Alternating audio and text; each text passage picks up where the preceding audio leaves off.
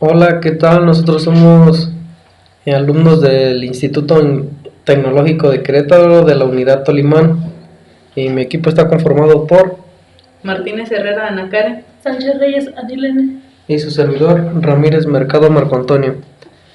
Bueno, pues en esta ocasión les vamos a presentar lo que son los periféricos conectados a una PC internos y externos.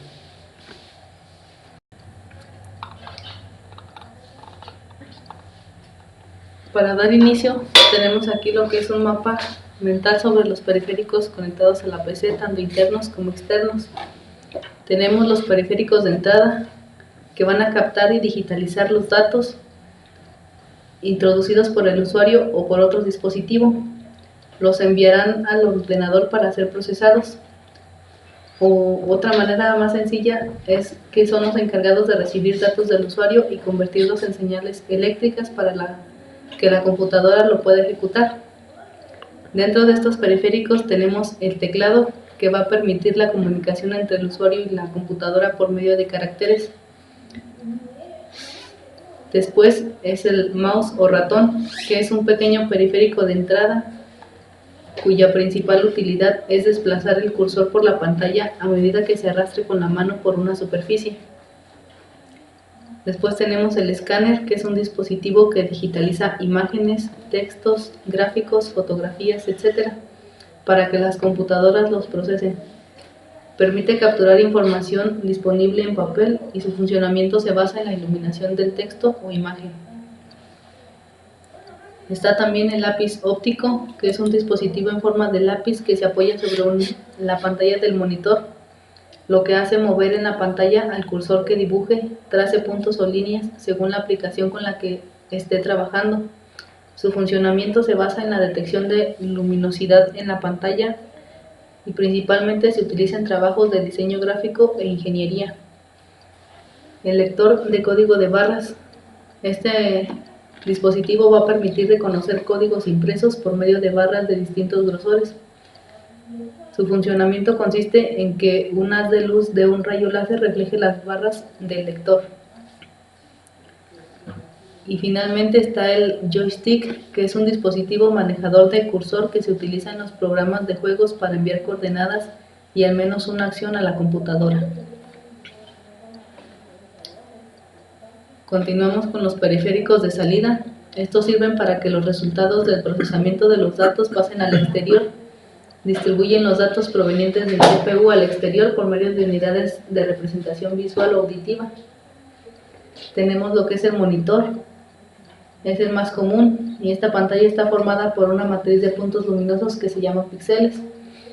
Existen diferentes tipos de pantallas y resoluciones, y cuanto más resolución tenga, más calidad de imagen se va a obtener. Tenemos las impresoras, que van a permitir la obtención de dibujos, textos impresos, etc. Después las bocinas y audífonos, que van a permitir la salida de audio. Los periféricos de entrada y salida sirven básicamente para la comunicación de la computadora con el medio externo. Aquí tenemos la pantalla táctil, que es una pantalla que mediante un toque directo sobre su superficie va a permitir la entrada de datos y órdenes al dispositivo, y a su vez mostrará los resultados introducidos previamente. Tenemos el multitáctil, que es el nombre con el que se conoce a una técnica de interacción persona-computador y el hardware que la aplica. Consiste en una pantalla táctil o touchpad que reconoce simultáneamente múltiples puntos de contacto, y la impresora multifuncional, que se conecta a la computadora y que posee funciones como impresora, escáner y fotocopiadora. Seguimos con los periféricos de almacenamiento, que son los dispositivos que almacenan datos e información. Dentro de estos podemos encontrar los discos magnéticos, que son una lámina metálica o plástica con forma de corona circular, recubierta por partículas magnetizables. Son reutilizables y el acceso a la información es directa. Estos pueden ser de dos tipos: flexibles, que son los disquete o floppy disk, y el rígido, que es el disco duro o hard disk. Está el disco óptico, Estos son elaborados en plástico recubierto por una película plástica transparente. Los datos se van a almacenar mediante marcas extremadamente pequeñas. Y también podemos encontrar diferentes tipos, como es el CD-ROM de solo lectura, el CD-RW de lectura y grabación, cintas magnéticas, DVD-ROM, audio y video, y discos de alta capacidad, zip y jazz.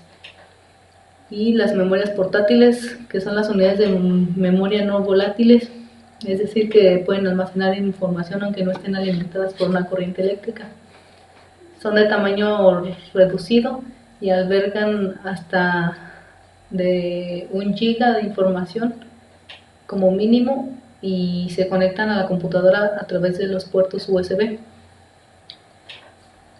Y los últimos periféricos que tenemos son los de comunicación, que van a permitir la interacción entre 2 o más dispositivos. Aquí está lo que es el módem, que es un dispositivo que convierte las señales digitales en analógicas y viceversa. Permite así la comunicación entre computadoras a través de la línea telefónica o del cable módem, y sirve para enviar la señal moduladora mediante otra señal llamada portadora. Después el concentrador o hub. Este dispositivo permite centralizar el cableado de una red de computadoras para posteriormente ampliarla. Está el conmutador o switch. Este dispositivo digital lógico de interconexión de equipos opera en la capa de enlace de datos del modelo OSI. Su principal función es interconectar 2 o más segmentos de red de manera similar a los puentes de red, pasando datos de un segmento a otro de acuerdo con la dirección MAC de destino de las trampas en la red y eliminando la conexión una vez finalizada esta. Y finalmente está el router, también conocido como enrutador. Este dispositivo proporciona conectividad a nivel de red o nivel 3 en el modelo OSI.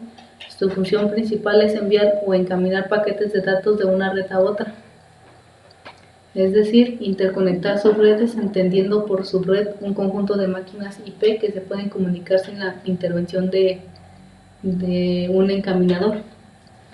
Dentro de estos diferentes periféricos que acabamos de ver, hay algunos que utilizan la tecnología plug and play y otros utilizan controladores.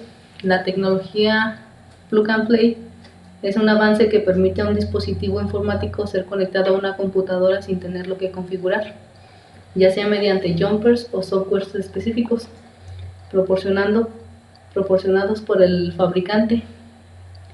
En estos podemos encontrar, o normalmente, los periféricos que contienen esta tecnología son los dispositivos que se conectan por puertos USB o firewall. Pueden ser impresoras, cámaras web, escáneres multifuncionales, módems, ratones, teclados, etc. Y los controladores son dispositivos. Un controlador es un dispositivo o manejador, mejor conocido como driver. Es un programa informático que va a permitir al sistema operativo interactuar con el periférico, haciendo una abstracción del hardware y proporcionando una interfaz para que el dispositivo pueda ser utilizado. Los periféricos que utilizan esos drivers son principalmente los componentes internos de la computadora, como son la tarjeta de video,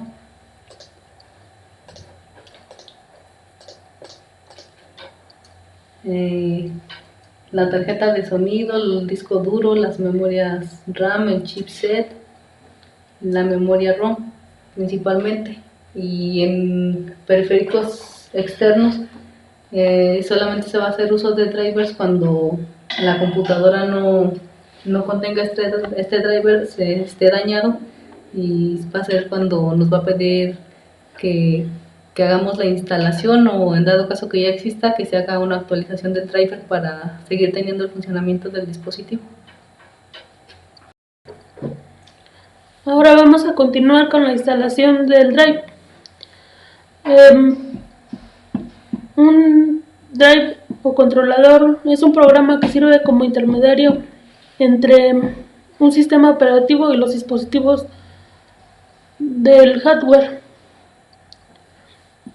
Para descargar el drive, lo primero que vamos a hacer es en la página web del fabricante vamos a ingresar lo que es la serie del equipo. Después nos va a abrir la pestaña donde vamos a buscar el drive que queremos descargar. En este caso vamos a descargar un drive de red, que sería este de Bluetooth. Entonces vamos a descargar este y después, cuando ya esté descargado, vamos a proseguir con la instalación.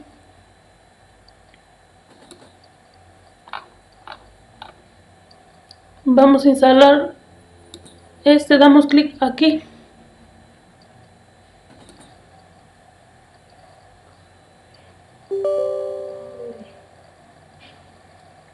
Aquí le damos clic en sí.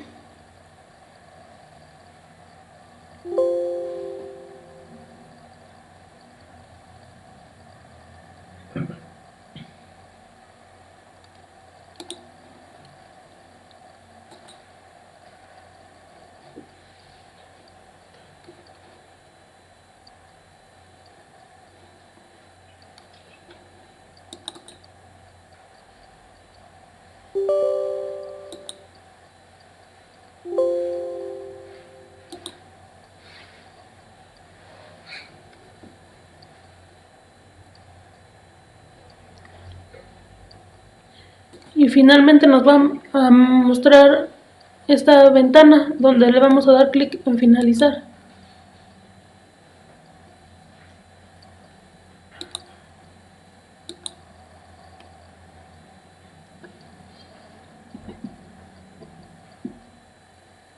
Finalmente vamos a comprobar cómo funciona el drive que instalamos. Para ver cómo funciona este controlador de Bluetooth, vamos a recibir un archivo de Bluetooth por Bluetooth para ver que sí está funcionando correctamente el controlador.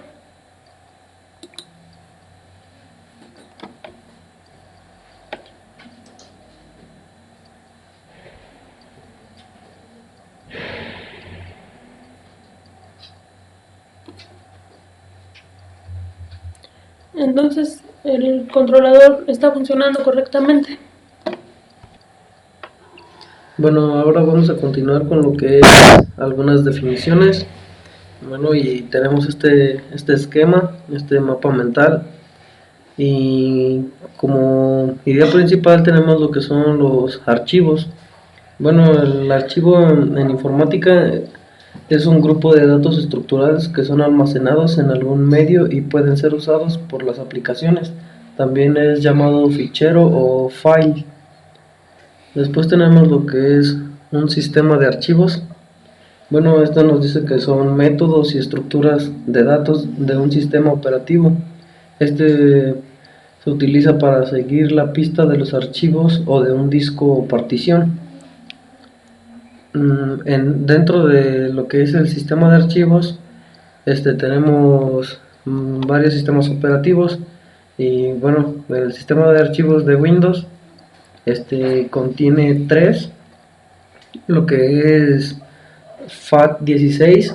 Este es el sistema de archivos de MS2 y Windows 95 y se caracteriza por utilizar 16 bits para los números de clúster.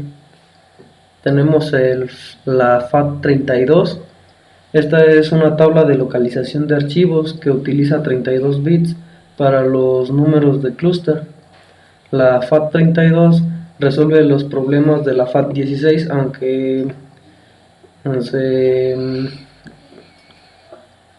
sea de costo el pagar, que no son como muy compatibles. También tenemos lo que es NTFS. Este es un sistema de archivos de Windows NT incluido en las versiones de Windows 2000, XP, 2003, 2008, Windows Vista y Windows 7. El sistema de archivos NTFS es un sistema de archivos de nueva tecnología. Se basa en una estructura llamada tabla maestra de archivos o MFT, la cual puede contener información detallada en los archivos. Este sistema permite el uso de nombres extensos, aunque a diferencia del sistema FAT32, distingue entre mayúsculas y minúsculas.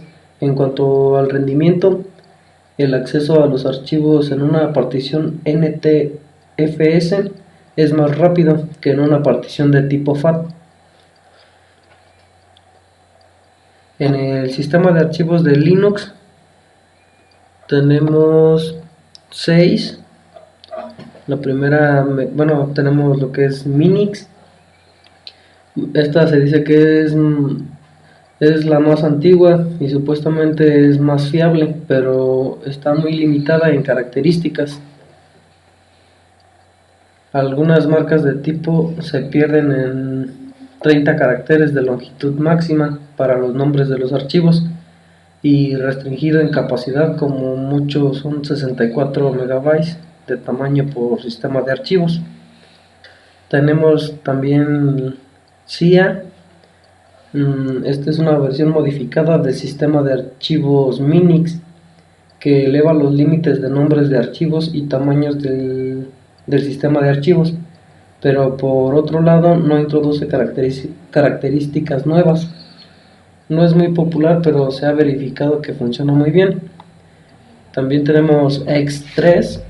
El sistema de archivos X3 posee todas las propiedades del sistema de archivos X2. La diferencia es que se ha añadido una bitácora.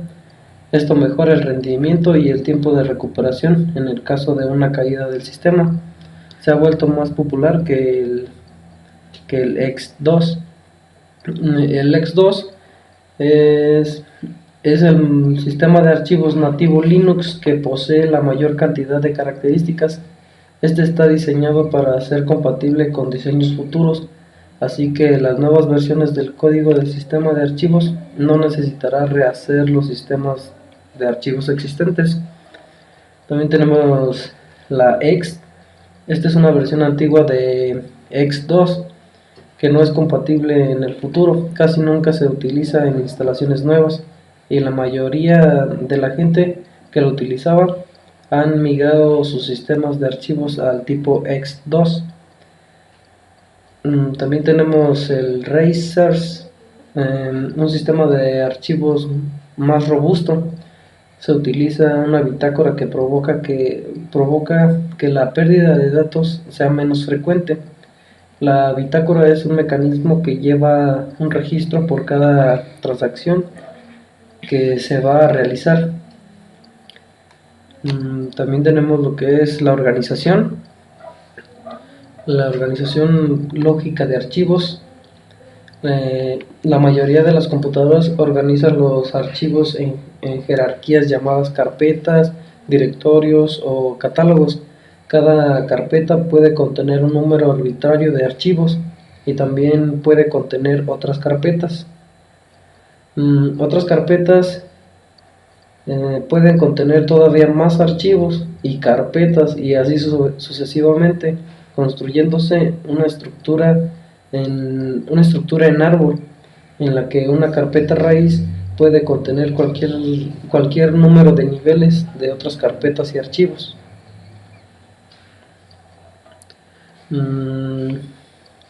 Bueno, pues esto funciona a través de pilas, que es la forma más fácil de organizar un archivo. Los datos se recogen en el orden en el que llegan. Su objetivo es simplemente acumular una masa de datos y guardarla. Secuenciales. En secuenciales, pues esta es la forma más común de estructura de archivos. Se emplea un formato fijo para los registros, son de la misma longitud y constan del mismo número de campos de tamaño fijo, con un orden determinado. Y por último tenemos lo que son los archivos directos o de dispersión. Estos explotan la capacidad de los discos para acceder directamente a cualquier bloque de dirección conocida y se requiere un campo clave en cada registro. Eh, por parte de la organización física de archivos, tenemos que los datos son arreglados por su adyacencia física, es decir, que de acuerdo con el dispositivo de almacenamiento secundario, los registros son de tamaño fijo o de tamaño variable y pueden organizarse de varias formas para construir archivos físicos. Y en esta tenemos lo que es la cinta magnética.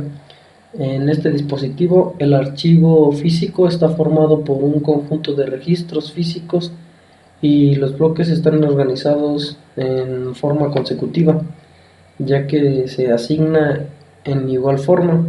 Además, tales registros pueden contener etiquetas que permitan un mayor control sobre los datos almacenados. La asignación de espacio libre es un método de asignación de espacio libre. Determina la manera en que un sistema operativo controla los lugares del disco que no están siendo utilizados o ocupados. Para el control del espacio libre se puede utilizar como base alguno de los métodos teóricos como vector de bits, lista ligada, por agrupación o por contador. Y por el vector de bits se tiene un arreglo de bits. El número de bits que tiene está representa cada sector del disco. O sea que si los sectores 10 y 11 están ocupados, su representación sería la que vemos a continuación en la imagen. Sería representada por ceros.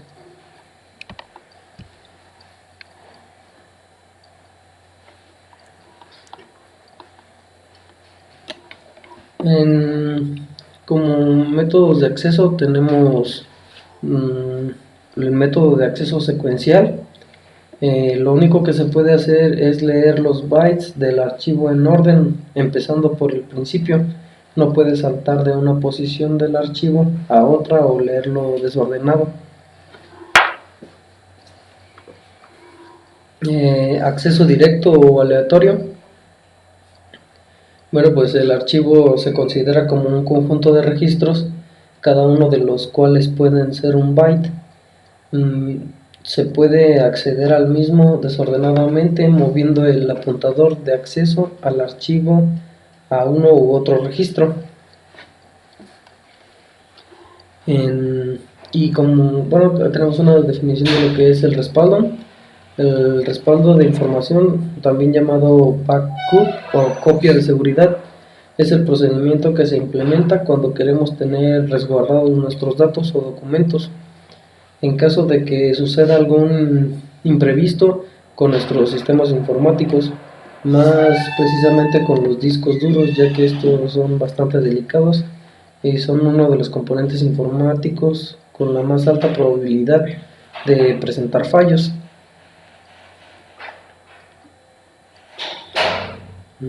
Pasamos con lo que es la planificación de disco. Esto es una forma simple de atender a las solicitudes en el disco.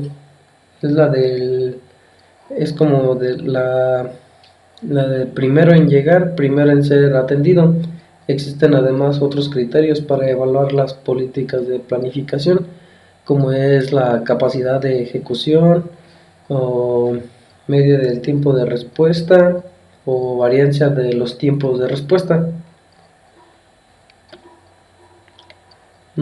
Ahora tenemos lo que es manejo de errores de disco. Bueno, tenemos lo que son errores lógicos.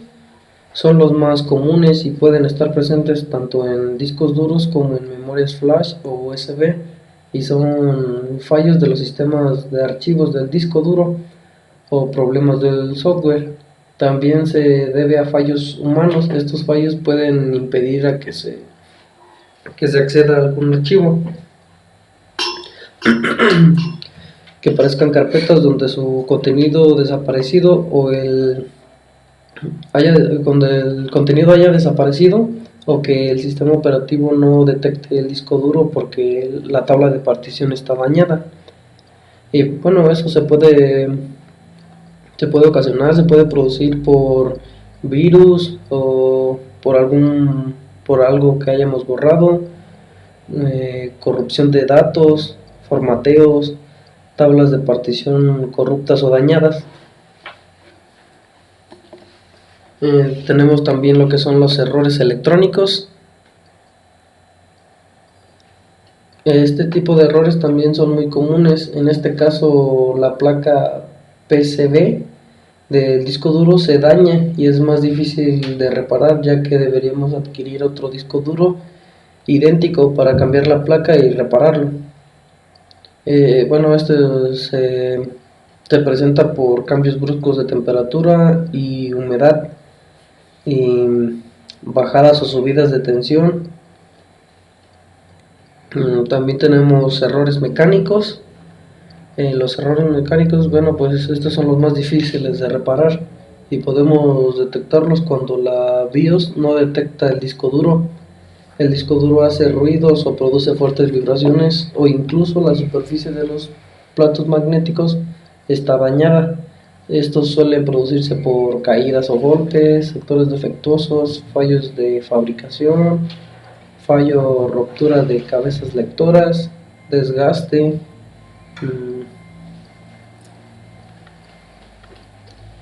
También tenemos lo que son los errores firmware, y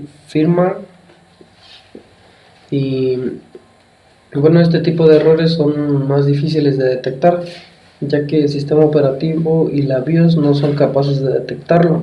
En este caso el disco duro no hará ruidos extraños, pero sí encenderá. Estos pueden reconocerse porque el disco duro no arranca, pero gira el motor y se mueven las cabezas lectoras. El sistema operativo y la BIOS no reconoce el disco duro. La BIOS reconoce el disco duro con 0 GB de capacidad y sin poder acceder a los datos. Algunos discos duros tienen bugs en sus firmware. También tenemos lo que son los mecanismos de recuperación. Bueno, esta es una técnica muy usada para asegurar la posibilidad de los datos. Para asegurar la disponibilidad de los datos hay que realizar respaldos periódicos, hacer con regularidad una o más copias de los archivos y colocarlas en un lugar seguro. También todas las actualizaciones realizadas luego del último respaldo pueden perderse. Otra técnica es pasar las transacciones de un archivo copiándolas en otro disco. Genera una redundancia que puede ser costosa en caso de fallas en el disco principal. Puede reconstruirse todo el trabajo perdido si el disco de reserva no se dañó también. También existe la posibilidad del respaldo incremental. Durante una sesión de trabajo los archivos modificados quedan marcados. Cuando un usuario se retira del sistema, deja de trabajar. Un proceso del sistema afectúa el respaldo de los archivos marcados. Se debe tener presente que es muy difícil garantizar una seguridad absoluta de los archivos. El método correcto de manejar los fallos consiste básicamente en detectarlos a tiempo y de forma correcta. La inclusión de equipos de test en el sistema es esencial para mantener esta capacidad de monitorización. En cualquier caso, la caída total o parcial del sistema se puede subsanar en parte si hay puntos de restauración del sistema. Esta posibilidad aumenta la disponibilidad de recuperación en caso de fallos. Bueno, y hasta aquí sería todo. Gracias. Estas son nuestras fuentes bibliográficas, se las dejamos aquí para si gustan revisarlas.